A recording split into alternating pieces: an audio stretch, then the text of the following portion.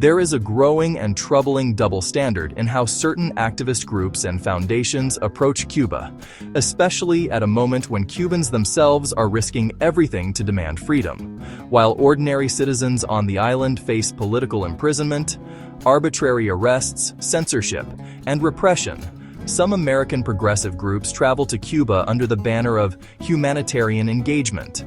Yet these trips often occur through state-controlled channels, deliberately ignore the suffering of dissidents, political prisoners, and present a whitewashed version of reality that aligns exactly with the Cuban dictatorship's narrative, instead of with the actual reality of the lived experience of the Cuban people. At the same time, many of these same voices use extreme rhetoric in the United States, casually labeling political opponents as Nazis or Hitler, terms that historically refer to a regime responsible for the industrialized murder of 6 million Jews.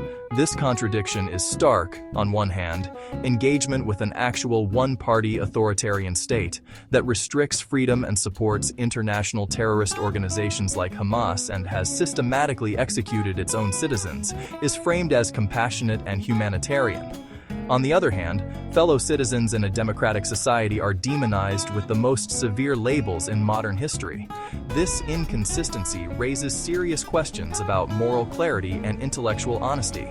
If the standard is truly human rights, then it must be applied evenly.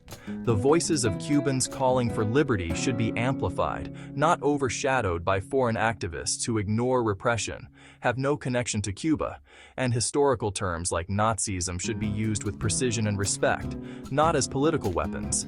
Anything less risks diminishing both the reality of present-day oppression and the gravity of past atrocities, and ultimately undermines the very principles these groups claim to defend in order to undermine Cuban freedom and American democracy. It leaves one to wonder exactly who is funding these groups. Public record demonstrates that the money is coming from groups like the Ford Foundation and the Tides Foundation. The glaring question is why they are so interested in maintaining the communist regime in Cuba, a regime that wants the overthrow of the United States and is extremely anti-Semitic, just like it is said Henry Ford was during the Nazi regime. History indeed does repeat itself. These groups should be scrutinized, since it is clear they are giving aid and comfort to a state sponsor of terrorism and a sworn enemy of the United States.